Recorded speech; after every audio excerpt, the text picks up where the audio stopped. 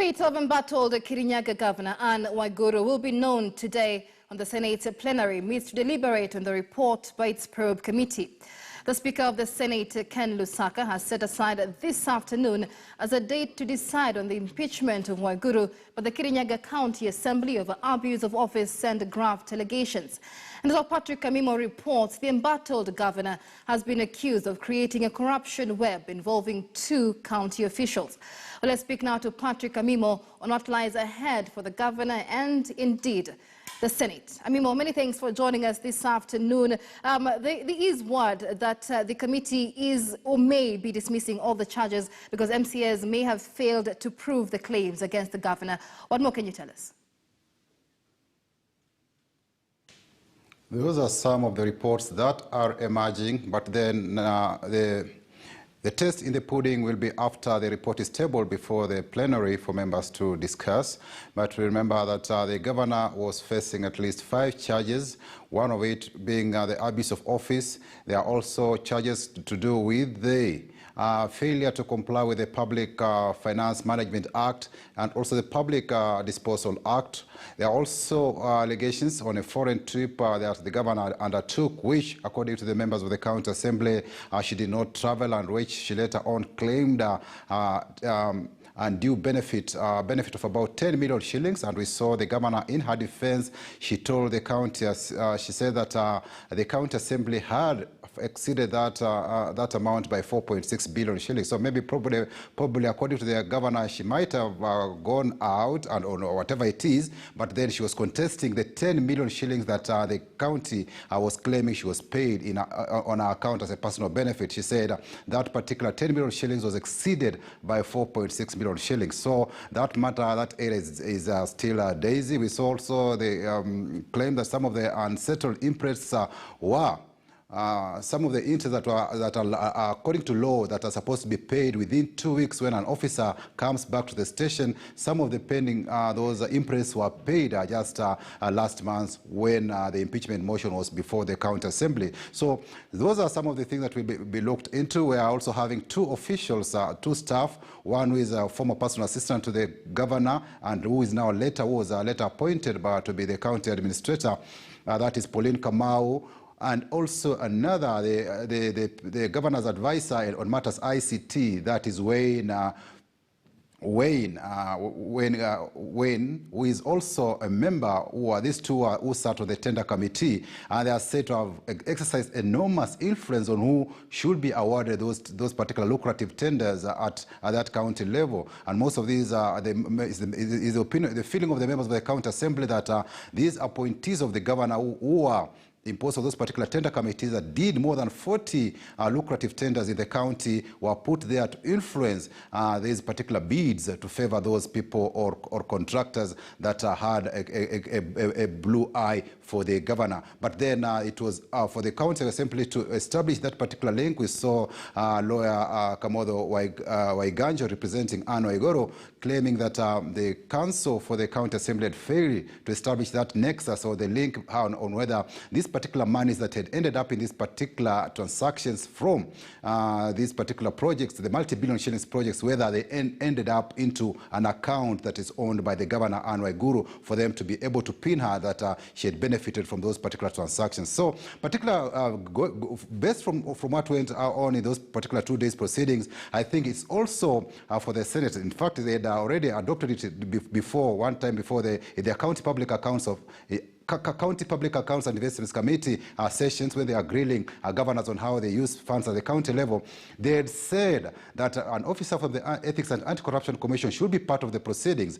But this particular matter, when it was before this particular special committee, we did not see any representative from the Ethics and Anti-Corruption Commission. Maybe it's something that in future, these particular committees, when they are undertaking a matter of this critical importance, then these officers from Ethics and Anti-Corruption Commission should be ingrained so that some of these things, the loose ends that appear in the committees, they can take over the matter, they can be seized of the matter and see that those particular officers who are responsible are also brought to book. But then, this particular matter, even before it went to the Select Committee, there were issues, there were concerns that there are those political forces might influence this particular process, and we saw there are those who are of the view that it should be tackled at the plenary, yet others said at the committee level. So those particular matters, this afternoon we expect, once the report is tabled, the senators will rise to the occasion and provide leadership and not be swayed by the political decisions or political party positions, but they'll take the independent positions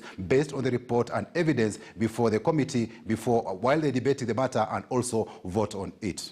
Patrick, it cannot go two ways from here. What happens now when the Senate special team finds that the allegations have not been substantiated, and what happens in the event the allegations have been substantiated?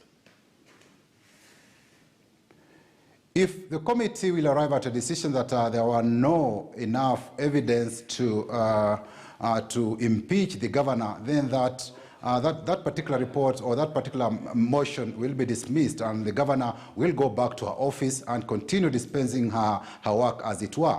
But should they find maybe there are certain allegations that are impeachable, then members will be allowed to vote onto those particular allegations, and depending if they then 2/3 of the senators, if they find those particular allegations valid, then the governor will be kicked out of office. But then that will depend on the report. Once it's stable, we'll have to see whether there are any confirmed allegations available, and if not, then the governor will continue doing her work in Kirinyaga County, and people of Kirinyaga will, those who had thought that maybe she should be kicked out, then we'll have to live with that particular decision until the next coming election, maybe where they'll have another opportunity to exercise their universal suffrage and vote her out of office if they think she really did abuse office during her tenure.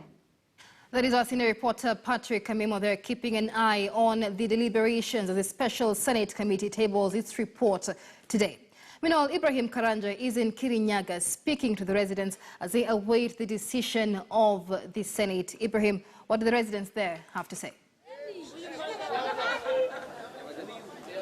Well, indeed, Michelle, I am in Kirinyaga County, and in particular, I am in Mwea.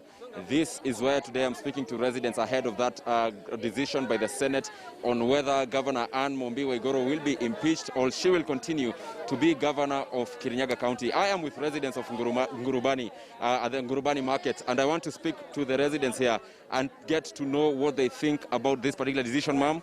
Naomba ukaribie, vaa mask tafadhali, vaa mask ma'am, vaa mask yako tafadhali.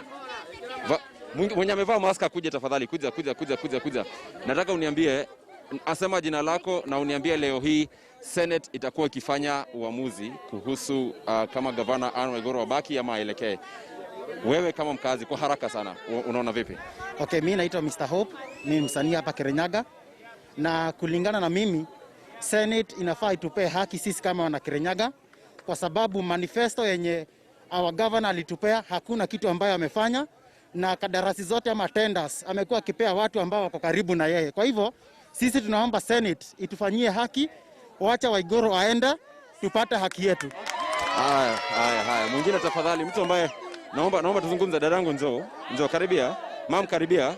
Njoo, usiogope, njoo mami. Naomba unieleze, mam,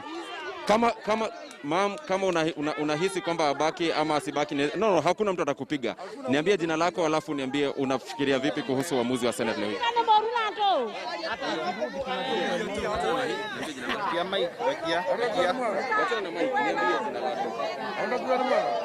Haya, tafadhali kakangu, kuja tuongee. Kuja kaka. Niambie jina lako, niambie unatarajia nini leo kutoka kwa Senate kuhusu uamuzi wa gavana. Kwa majina ni Martin Kamau. Na mimi kama mkazi wa Kirinyaga ningeomba Senate isiangalia ati venye Waiguru ati ako na power huko juu. Wanafaa wasikize sisi kama wakazi wa Kirinyaga. Juu sisi ndio hatumtaki. Sio wao, sisi ndio hatutaki Waiguru. Tunataka aende, maana hakuna kitu amefanya. Haya, asante. Ma'am, naomba tuongee tafadhali, vaa mask yako tafadhali. Nieleze unaitwa nani, alafu niambie uamuzi wako unatarajia Senate iamue vipi tafadhali. Ukiangalia kamera. Mimi naitwa Shiko kutoka hapa Mwea. Nasema Waiguru aende. Hakuna kazi amefanya. Si nini atuletee huku. Aende, hatumtaki. Tafadhali hatuko kwa mkutano wa kisiasa eh? Mam, wa mwisho kabisa naomba ukaribie. Nieleze karibia tu. Kuja. Asante. Well, Michelle, these are some of the residents. I am in Gurubani Market. Of course, it is a bit difficult to get a balanced opinion here because given the tension, you can see everyone is here shouting that she goes. So, of course, if there's someone who believes that she should stay, I want to believe they will be afraid to even speak it out at this particular place. But that, nonetheless, we shall be moving to other parts of the county as well to understand what the residents of Kirinyaga want from this particular place. The ones I've spoken to, they are hoping that the Senate will actually ratify the decision that was made by the county assembly. But of course, there is also that other side that we shall be looking at in this particular bulletin, even as the Senate makes that particular decision later in the afternoon. Michelle. All right, many things. It is Ibrahim Karanja live there from Mwea, Kirinyaga County, as residents wait to hear the fate of the embattled Kirinyaga Governor Anne Mumbi Waiguru. Let's take a short break now, but when we come back, we'll be discussing more issues, including what's happening in the political arena. Our reporter from the Standard newspaper, Roslyn Obala, will be joining us to discuss the registration of a party known as Jubilee Asili, a party that has been closely associated with Deputy President William Ruto. More details to follow after this break.